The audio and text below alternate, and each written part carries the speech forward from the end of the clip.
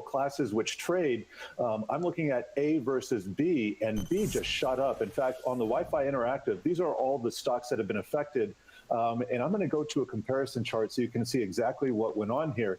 Now, the B shares don't trade the B shares don't trade that much because they're very illiquid. About 95% are held by insiders. So you have to have assumed that if you're going to arb these things, and that's where you buy one, short the other, and bet on a convergence of those two, you got to bet that you can get caught in a short squeeze. We're looking at a 5-day chart here, and these are theoretically supposed to track the same amount of value. You can see one is down 30%, the other is up 92%.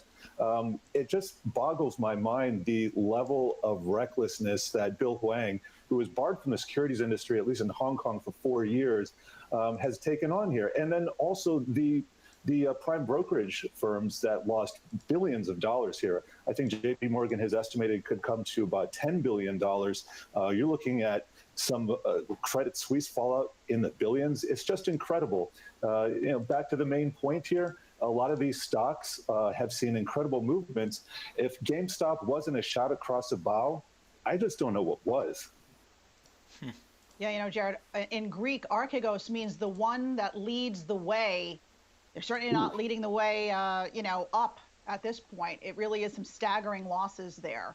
Want to get to some of our trending tickers today because Chewy is one of the top 5 after a surprise profit. They're one of those companies that have really benefited during this pandemic and as more and more people bring pets into their lives.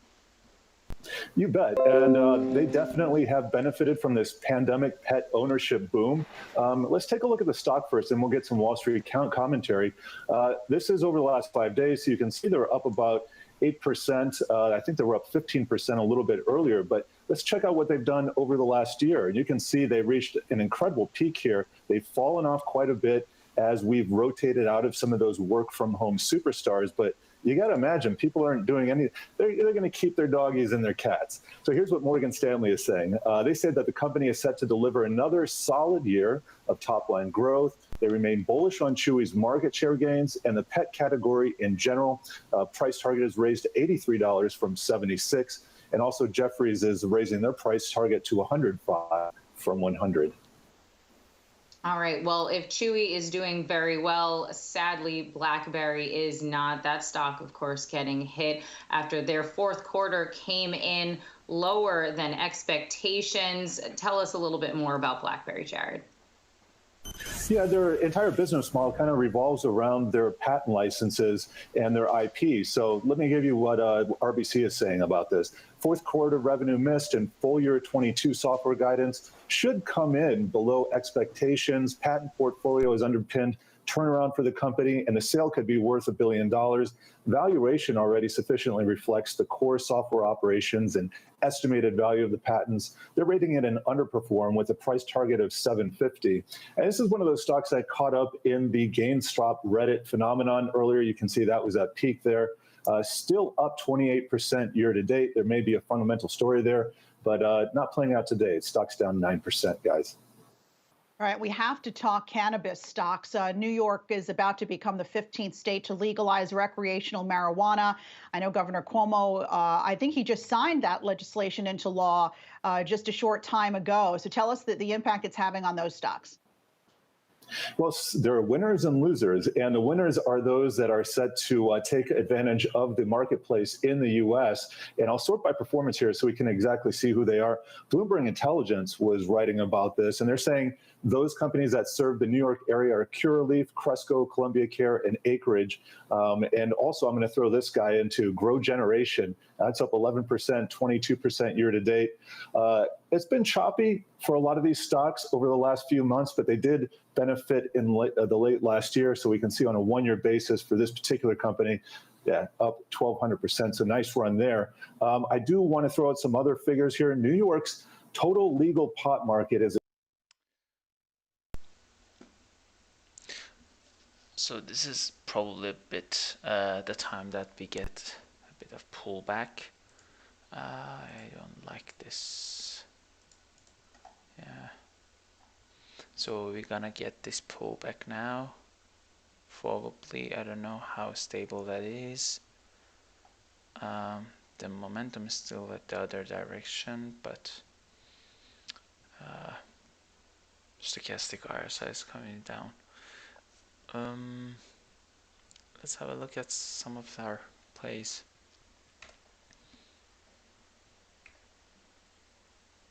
Today was a very, very green day after so long of red days again and again. So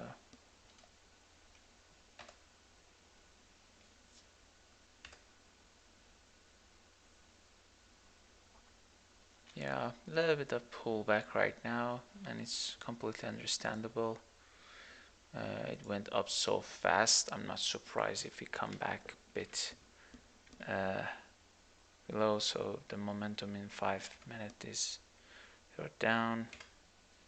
Microsoft the same. Alibaba, one of the few ones that is still not green today.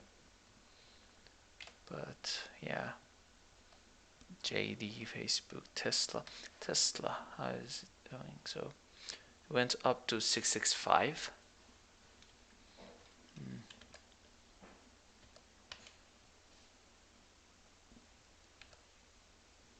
So DraftKings, this is actually one of the ones I'm interested to add to my current position. So it's here, and basically I wait for the momentum to go really for 4 hours to go in its way, and it could be that this comes down and then goes up. So basically like that. So if it comes around 58, 57 something, I'm happy with that. So let's see how it turns out. Let's see.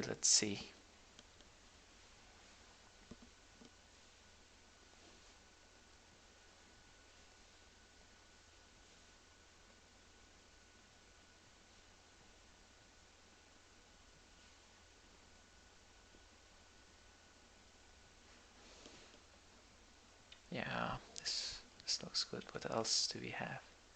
Square was on a tear today. Right now we are also having a bit of the 10-year bond going up, so you can see just got crazy the past hour basically.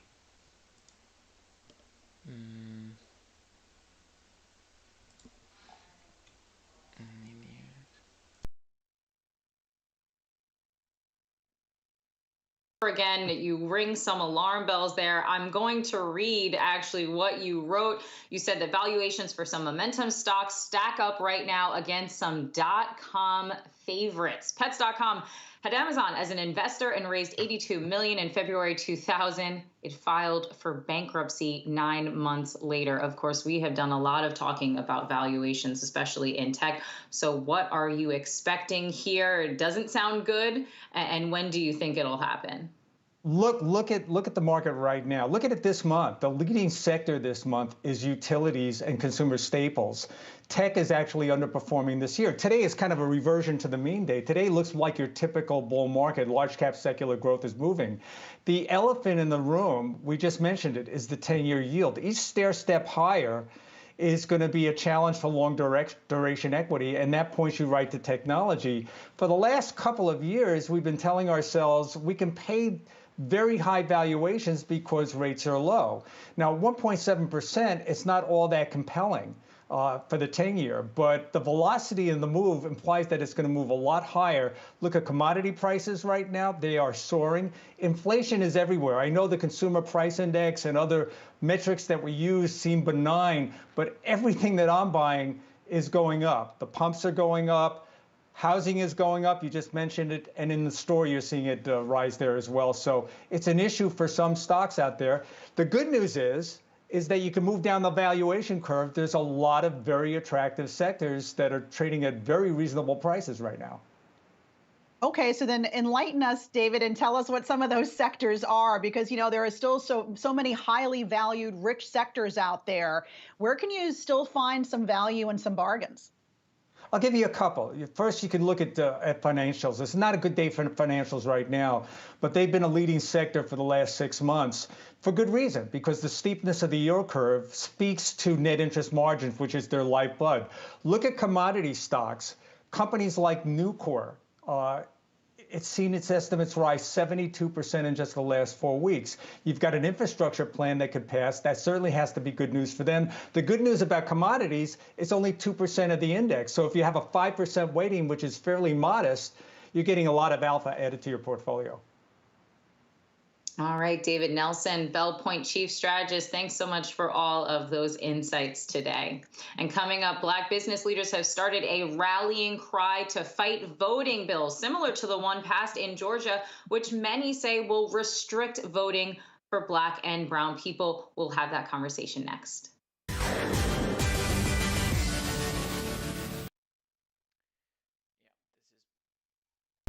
Yeah, this is basically the story that we have been dealing with the whole month, basically, about inflation, the yield rises, and so on.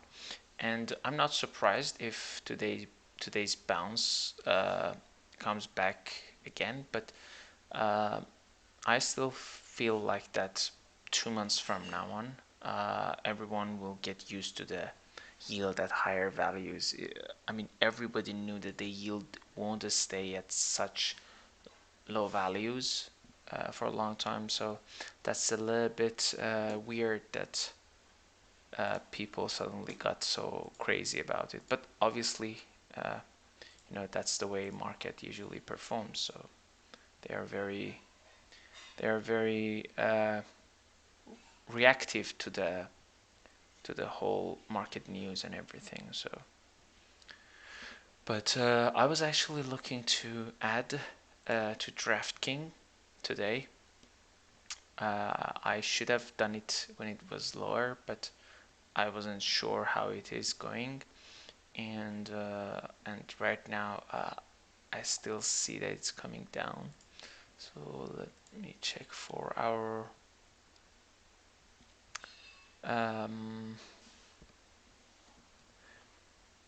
so it's almost time that the momentum goes in our own way. By the way, this is my own personal indicator. It works based on the momentum. So in case you're wondering, and this is a stochastic RSI, Bollinger Band, and 3 EMAs, so 250 and 20. DraftKings is going to be an excellent investment. That is correct. DraftKings is going to be an excellent investment. I think it's an easy $90 play. It just depends on the timeline and how actually the whole global market will look at these kind of stocks. But excellent play. I once was in it, but I took profit, and every time it goes to dip, I'm just looking for a buy. But then I was thinking that it goes lower and lower. Finally, I thought that, hey, let's just get it. So I don't have much in it right now. I have 350, very low, so I really wanna almost double that amount, at least for now. And let's see how much would it be. Like I think that should give me something like, even from here, if I want to go to something around 87, that's easy 40%. Fantastic investment. If you have money, of course, this is not a financial advice, but I think this will really go up. And this is one of the high conviction plays, actually. If you're looking for another high conviction play, you have to check Palantir. Yeah, this guy will easily go to 30, so that's a 25%. And in my opinion, year or two, it will surpass the all-time high that you see here. But let's assume for now that it will just come and get this one. So for me, that's easy 30% or 25% play. And this is really high conviction play again. And NEO, it's gonna have some rough patch because of the problem it just had recently. But if you can actually get it, if you can get it, like if you can add to your position here, 35, this is going to be really good investment again. I think it will easily get to this 65 range by the end of the year, but I would think that this is not a good advice. If I'm not gonna sell this one for now. This NEO, Tesla, these kind of EV plays, they really become more and more interesting when you go to much later time, basically something around 5 years, 10 years. That's when you can really see your investment grow. So yeah,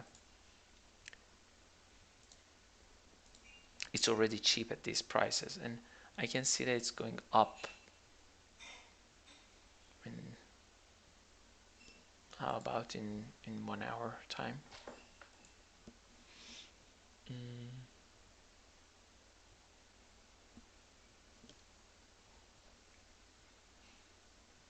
Yeah, I have investment in Palantir myself.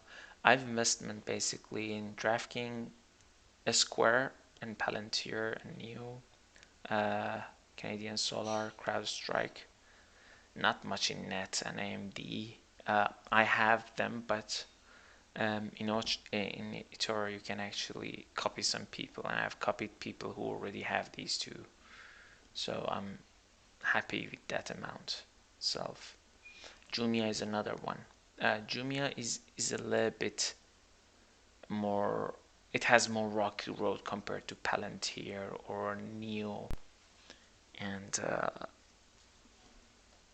but again, I think this is an excellent, like, get it around 32 range. It's an excellent investment, and this goes easily 60. I mean, it just not even that hard to get back to $60. So.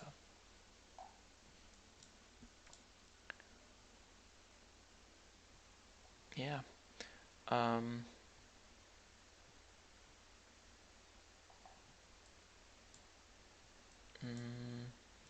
I could have actually, but not much. I sold my Chewy today at the start. It was 15% up. I was happy with that. So, ooh.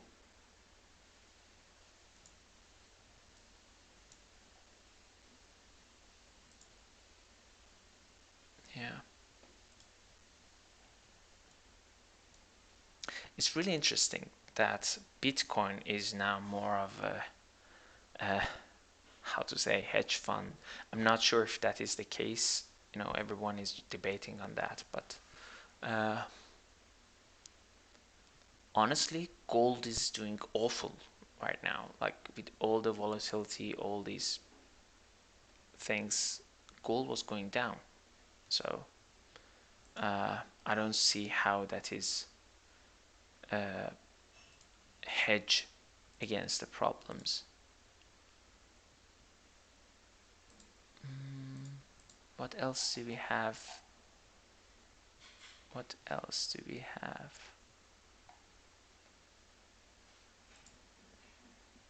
In the American experience, the right and the ability to cast their ballot is step one. Yeah, this is politics. Twitter gains with Trump's moving forward on you.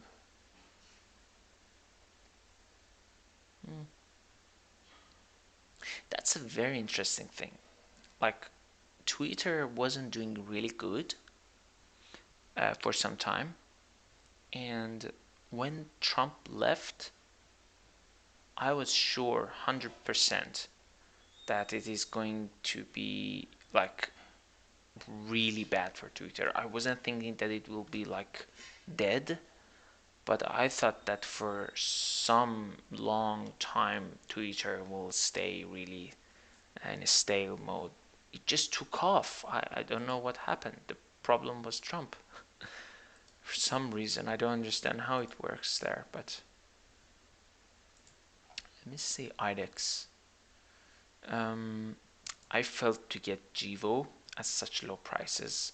I wanted it to go back to these 6s and 7s, but it didn't. Then I waited it to get back to 7. It didn't. You see, it quite just went and came back, but I'm still hopeful for that. This is actually not looking good for coming back. I think it will go up more. Probably goes to 10 or something like that. But you should remember that today Biden will talk about the infrastructure plan, and that can actually affect it. NNDM. Actually, I bought this very high. I started buying it like where it was around, I think, 14, and I had a like big investment in it, rather big investment, well, based on my own budget. But then it just went all the way down. But of course, I do not sell at loss. Not in this case.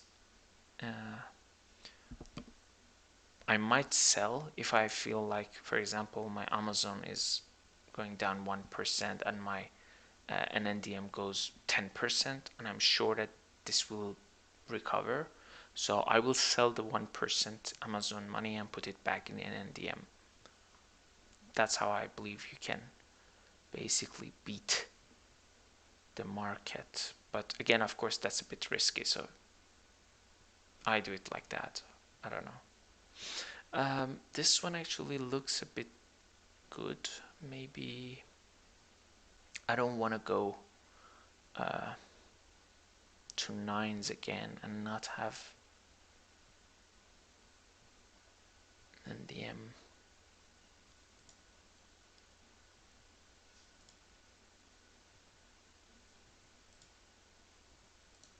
Let's look at 30. So it bounced here. I want to get this at 270.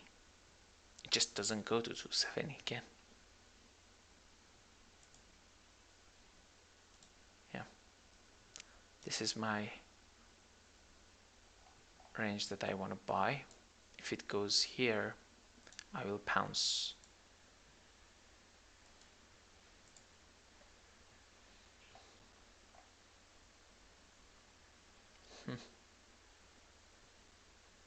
Yes, I actually trade on eToro.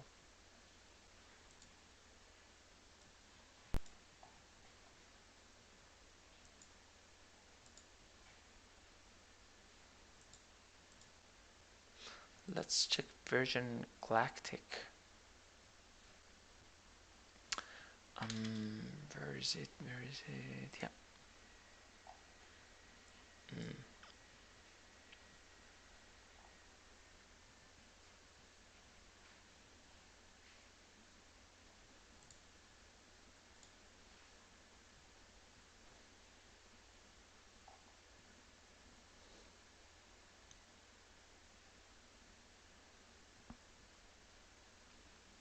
Yeah, I want to get it like in this range.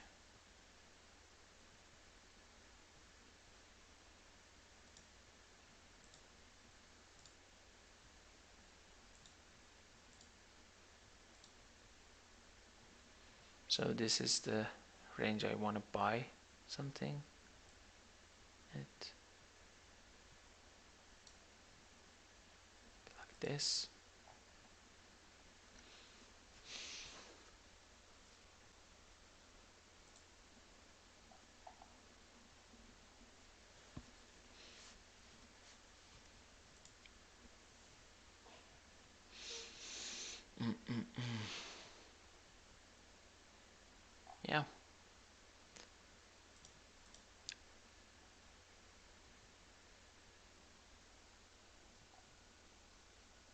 I think a Square gets to 270. I will take profit around here, like 260, 265. It definitely long time go higher, but I think if it gets here, it will have a pullback, and I'm happy with that.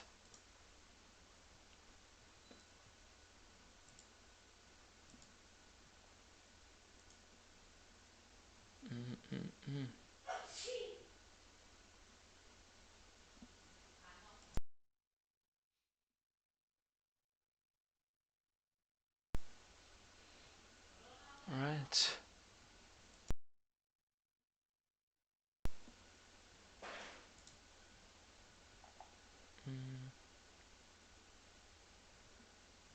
Yeah.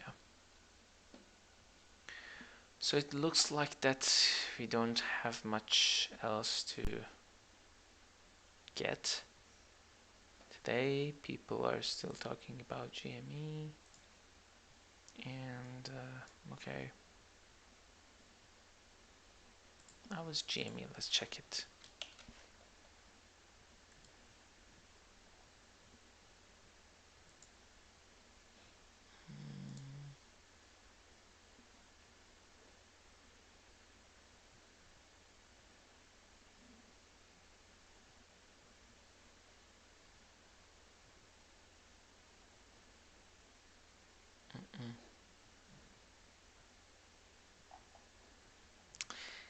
Doesn't have much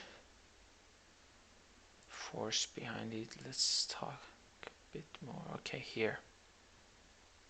So you can expect this to go up a bit more, guess.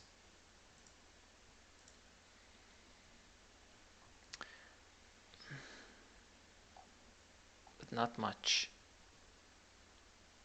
Maybe 200 something and then comes back. That's my guess, basically. Neo.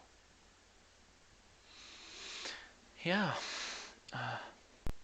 Customer centric. It's getting better, but I think there's huge opportunities there. And then when you think about trust online, so when you think about getting a babysitter or getting a home care worker online, who identity matters, and potentially testing or vaccine matters as well. And so we think that there's a very large digital identity online. We think travel, sports and entertainment, and healthcare are 4 areas where the TAM domestically and internationally are inordinate. And you must have a tremendous amount of data. I know you were talking about data security and customers feeling secure, but looking at sort of demographic trends as they're unfolding real time must be a powerful tool for you guys as well, right? So a really important point on data, if you look at the first email that we sent, I wrote it myself, in June of 2010, it said, we had a member pledge and it said, we will guard your privacy. We have been very clear, no pun intended, in our privacy policy to say, we do not sell or rent your data. We say it in bold letters, we say it early on, and we say it later. I think it's really important that people understand that their data is secure, they control their data, and everything's opt-in. What we can do is look at data internally to optimize the customer experience, right? That we know, for instance, we believe what the volume we would launch with LA to make sure we have the right equipment, the right number of team members to help understanding our business and our members better allows us to better serve them. But I think it's incredibly important, especially in this COVID environment, especially in this digital identity environment, guarding people's privacy, having them opt into everything. You have to know what you're signing up for is crucial. Let me ask you kind of a micro question going back to biometric security. Many states are considering biometric data protection laws. Is that a good idea, and could that impact the business? So the answer is, I think it is a good idea. And we viewed ourselves on the side of right from day one. We talk about privacy and security in our DNA. When you buy a bankrupt company that has people's data but hadn't been picking up the phone to tell them where it was, you start with a really high bar to rebuild trust. And I think it's really important that this be done the right way, be done in a way that protects people's privacy. People talk about racial bias and facial recognition, right? It is important to get these things right from the outset and to build it the right way. And with a strong foundation, it can be really powerful and positive. Without it, I think it's problematic. So I think some oversight with understanding is really important. Is there room here for a national mandate? Is that a better way to go? I mean, this is the classic states versus federal. How do you feel about that? Are you talking about Health Pass or more broadly? Just more broadly in terms of biometric data protection, I guess. Oh, biometric data protection. That's a great question. I think that there needs to be some national framework and understanding. Otherwise, it might be a bit of a mosaic. So some level of understanding and oversight, I think, is probably important versus state by state. And that full interview can be watched on yahoofinance.com. And coming up, we will be taking a look at how the energy market is doing. That check is up next.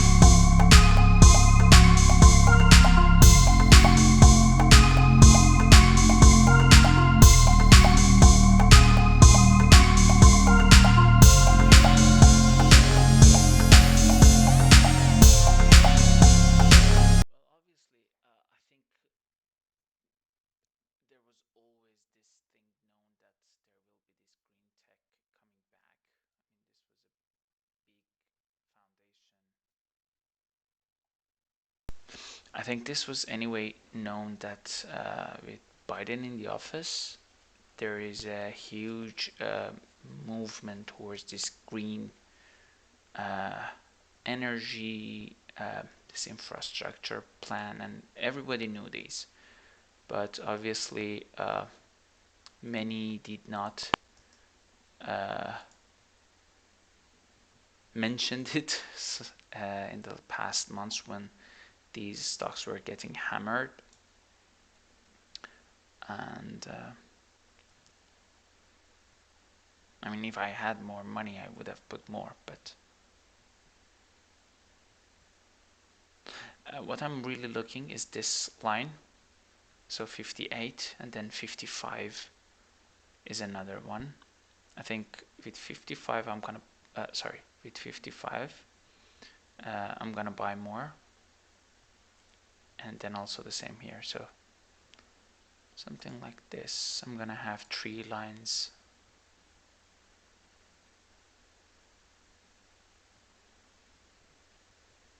Yeah, something like this.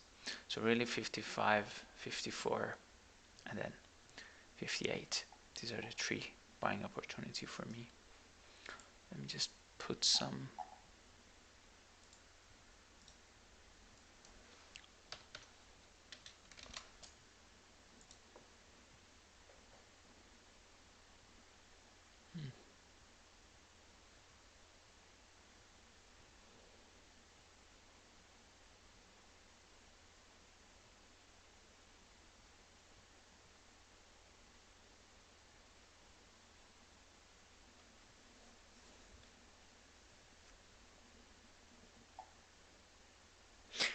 plug and fuel cell are 2 ones that I did not go in.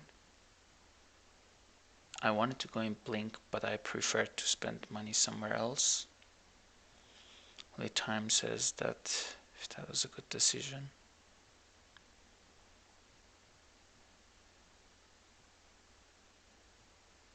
I really have no idea what happened to Roblox.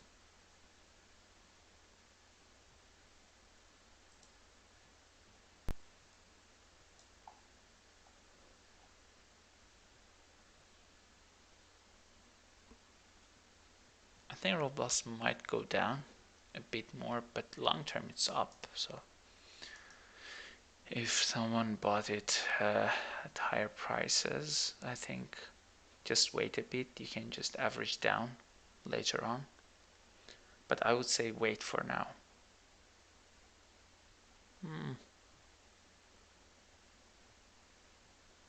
I actually am invested in Sumo rather than Datadog or Splunk.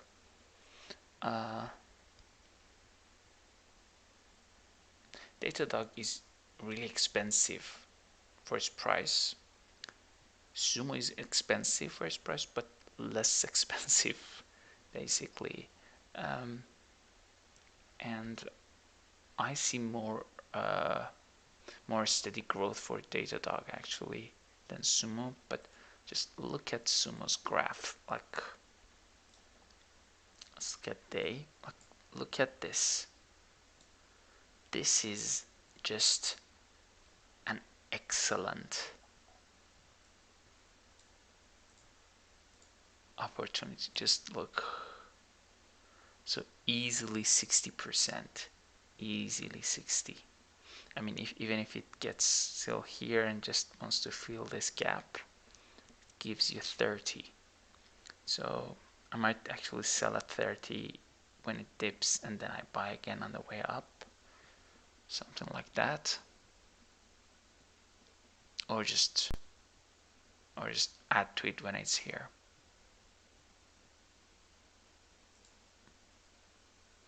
Yeah.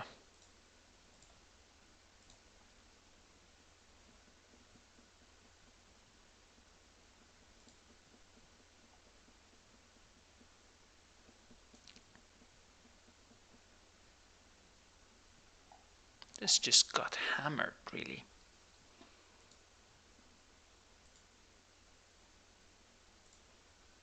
Well, and the amount of growth in these, let's call them Chinese FANG stocks, are just going through the roof. So if you're not diversified overseas, especially if you're not diversified in China, which is continuing to grow at a fast rate, it is definitely a buying opportunity. And a couple areas to look at are the Crane Shares Chinese Technology ETF. KWEB is one area that you might want to consider. Another is the Harvest 300 China A shares, which is ASHR. These are A shares, which are mainland China companies where we normally, or up until just a couple years ago, wouldn't have access to if you lived outside of China. These stocks are finding their way into major market indices through MSCI, but at a very slow rate. So if you want to get out in front of the line, this is another opportunity for you. Speaking of getting out in front, is it too late for people to jump into some of these infrastructure plays when it comes to the ETFs? Now we're getting that infrastructure plan from President Biden in about an hour and a half from now. What are some of the big players there? And do you think that perhaps it's a little too late to jump in at this point? Yeah, NFRA and also PAVE, P-A-V-E, are two ETFs to take a look at. It's not too late. They have kind of underperformed the general markets, but in the last 6 to 8 months have seen a lot of love, and they've seen a lot of assets. It's going to be very interesting to see what the Biden message is, to see how much money is put towards these companies. And remember, these are not just domestic plays, these are international companies as well. So it's a way to diversify your equity portfolio and also diversify your currency risk. So take a look at those. I think with the support that we're going to see with the infrastructure bill, these might have a long way to run for sure. Tom, how should investors be approaching the tech sector right now? I know you, at least when you were mentioning the Chinese FANG stocks, a lot of room there, a long runway for them. But how should investors really be approaching those FANG stocks over here in the United States? We were having a conversation a little bit earlier, again, highlighting the concerns around valuation. Yeah, for sure. So great question. First of all, we've had a high amount of allocation when you look at the S&P 500 and how those FANGs have a disproportionate weight.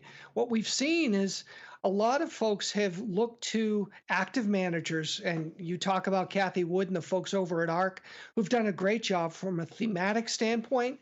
Also, the QQQs is another way to diversify. If you're looking for future FANG stocks, a great ETF to consider are the QQQJs, which are kind of the baby Qs that were just launched about 6 months ago.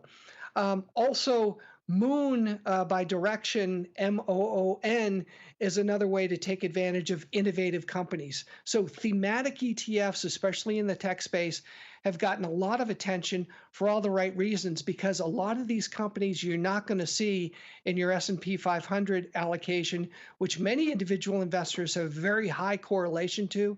It's a way to further diversify. It's a way to, let's say, future-proof your portfolio and not just have these big mega cap stocks. Tom Lydon, ETF Trends CEO, thanks so much for being with us. Coming up next, we're going to discuss the boom in NFTs and collectibles with the company Rally.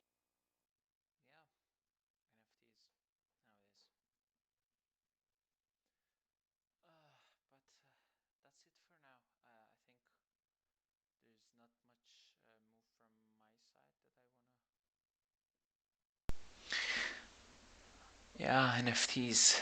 This is basically the big discussion nowadays. Too much hype in my opinion, but of course there is trading to be done by it, so feel free if you know what you're doing, because I don't know anything about NFTs. So yeah, okay, that's it. Thanks for now. Come back when